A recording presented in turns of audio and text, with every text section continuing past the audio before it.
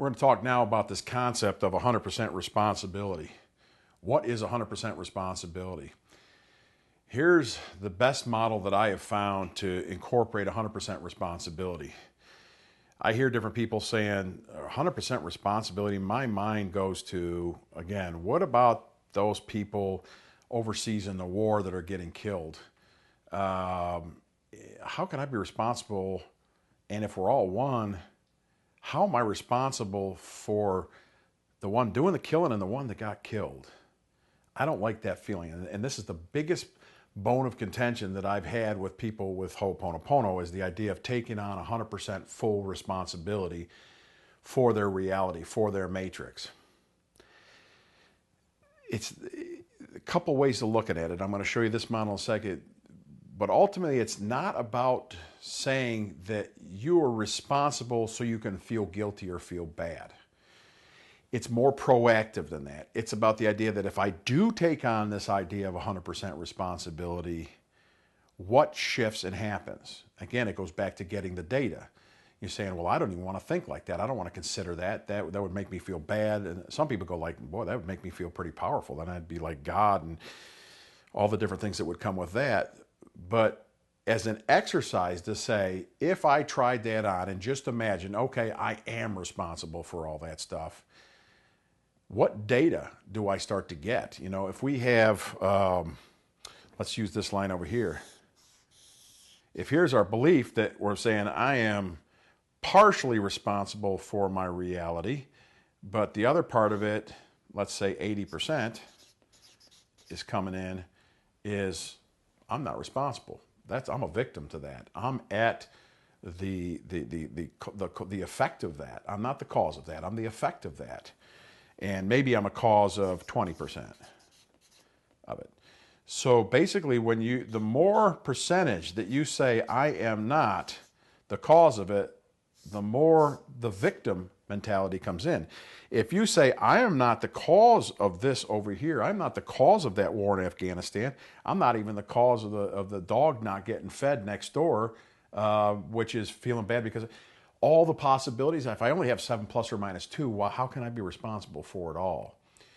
And it's a conundrum, it's a paradox. The idea is to say, what if I took 100% responsibility and then said, I am responsible for all that? What happens is over here, you start to get data in here and you're cleaning at the same time. I love you. Please forgive me. Thank you. I'm sorry. I will take responsibility for that. And I'm sorry. Please forgive me. Thank you. I love you. You're going through that. What if you're taking 100% responsibility? Does it for them? If that's just another part of you. And I'm going to get to the other part of you here in just in a second. So what we're asking you to do is to step over and to take responsibility, to get data, to say, if I'm 100% responsible for this, and I do that, what does that do? Yeah, you go through the cleaning process, but what if by you scanning, I remember when I was a kid, we used to have these police scanners, and they worked on crystals, and they had different frequency crystals, and it'd be a box about this big, and they had all these red crystals, and the scanner would scan constantly through there. And the minute something would come in on a certain frequency, that scanner would stop and you'd hear what would come in on that frequency. So if we superimpose the 7 plus or minus 2 bits over this line here, if we're aiming to get 100% responsibility, then we have to say all of our bits now have to be responsible. And we have to be able to go back and forth scanning. So when inspiration does come in, we get it. We pick up on it. But right now, if we're only over in this 20%, and every once in a while it gets through your 7 plus or minus 2 bits, and divine happens to be over here and puts a little bit in, well, you do get an aha moment, or you do get a, but it's there. But what if a lot of them are coming in? You got a lot of crystals over here that you're missing. What I'm asking you to do is to say, go over to this frequency, get onto this wavelength for a little bit of time, see what information comes in. Even though you may not, in certain part of your brain, you go, well, I'm not really a victim, but I'm going to put it on and I'm going to try it. Let's go over there. And you put it on, and all of a sudden through that, you go through and you're working on cleaning those thoughts, whether it's from a television, say, oh, this happened in the war. Okay, let me clean on that. I'll take full responsibility for that. And all of a sudden you get hit with a divine inspiration to do something that might change your life or the other, or change your financial career or whatever it is, something that lets you know like, wow, I better go check my car because I kind of remember something that just came in that said my wheel was making a funny noise, and you go out and you find out it's got a big bubble and getting ready to pop.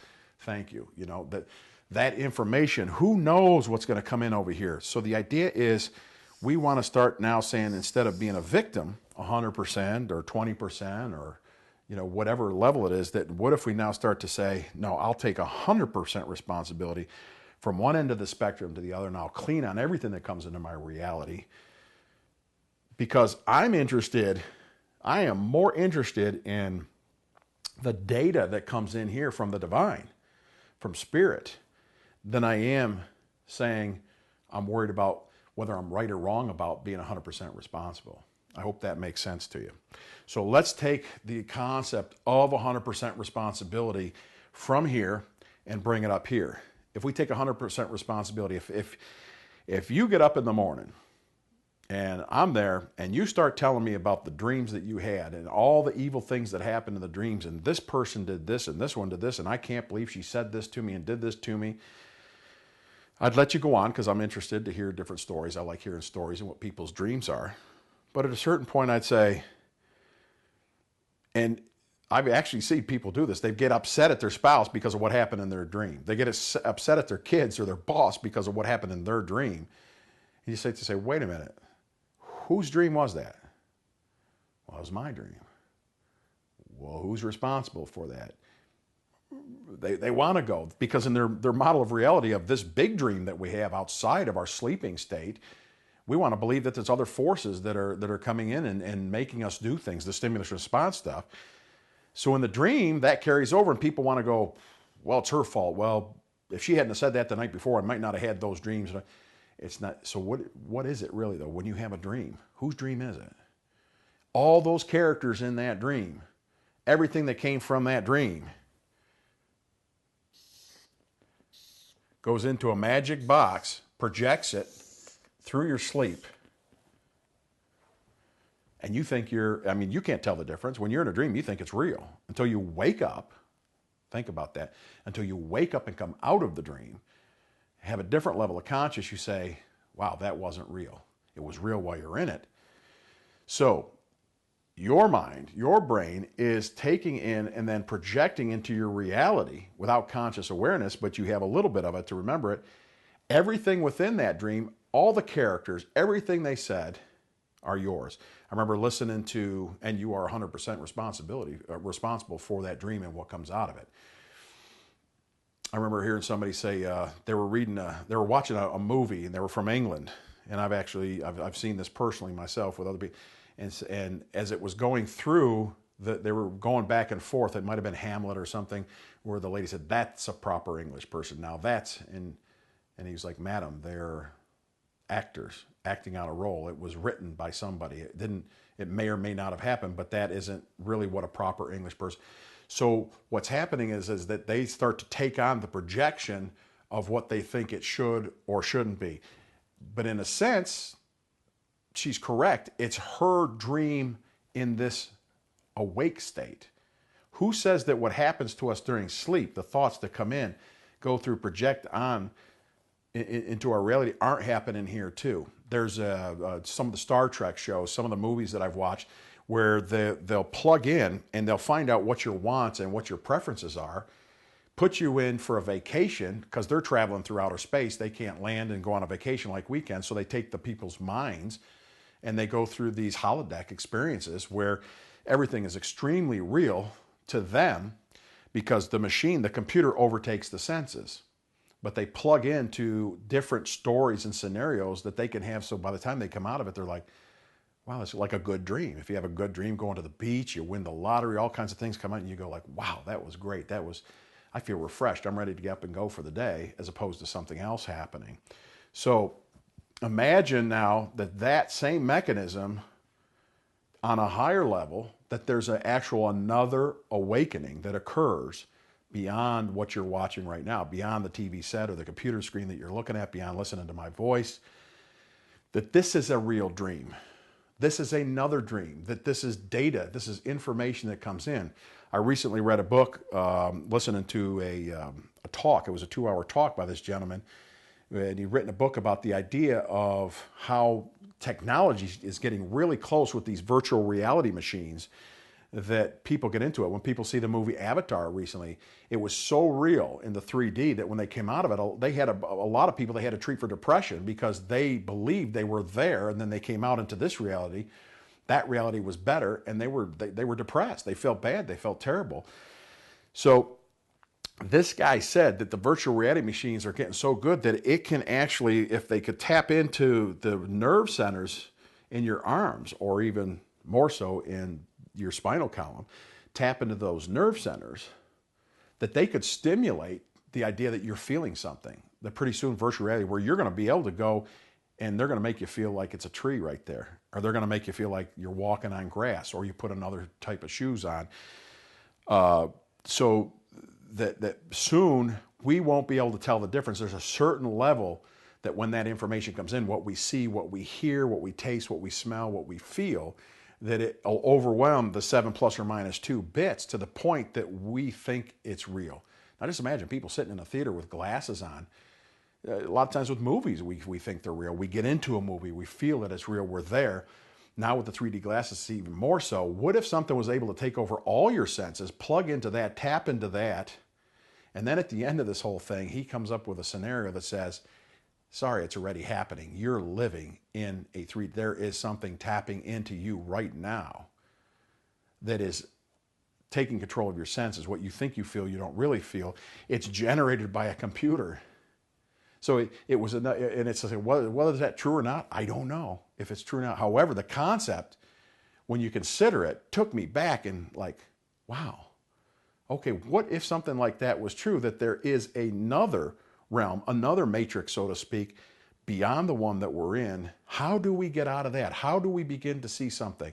And what if it doesn't really change what we're seeing like a dream, that it's still this, but how we interact with everything, how we experience everything, our personal experience of everything changes and shifts by doing the Ho'oponopono exercise or some of the other things, that we can enter into this reality without really leaving this reality. I can tell you that I've done this enough and practiced this enough with enough people over the years that some amazing and wild and interesting things begin to happen as you shift your personal reality and you shift your interpretation of other people and what you give them or what you don't give them based on Ho'oponopono and the 4 statements. I love you, please forgive me, thank you, I'm sorry. What do those statements mean? Part of the Z Plus section of this is to go deeper into. Dr. Len just says, just say it. I love you, please forgive me, thank you, I'm sorry. I look at it a little differently because I had been practicing some things in NLP for years where we got into what they call behavioral manifestation of internal representation, or what they call a BEMER. B-M-I-R. Behavioral manifestation of internal representation. That as we change our internal representation of somebody, something out there, notice what happens in us as we also change our internal representation of who we think of as ourselves. A lot of self-help industry is all about that. Changing here, do this, do that. But we do it in a little bit different of a way that's going to be more spiritually orientated and also gets down into, I love you, please forgive me, thank you, I'm sorry. That if we hold different versions of those things, what love is, how do we hold love? How do we experience it? Are we projecting it love outwards? Are we doing it inwards? What is the process? What is the strategy of, what is the model, the map of people that I've talked to and modeled for years to say, how do they do it? How do you get this so effective? This is amazing how you do this. Well, I love them. What do you mean by love? How do you love? What's the picture in your mind? What do you hear inside? What's the experience of it? What's the thought? And the idea is not to put somebody else's experience into your experience, but to create an experience in you that then generates a certain feeling or emotion or openness. And from that emotion, thought, experience, belief, emotion, what I want you to do is then to step away from the meaning of it and just take the feeling with it. So what if you were to take, as you were saying, I love you, I'm sorry, please forgive me, thank you, and have certain specific states that we can get you into that represent I love you, I'm sorry, please forgive me, thank you. And as you're going through that process and saying those things, you do those states, and then watch what happens to your reality. Watch what happens to your own personal experience. We're about ready to get into some of that.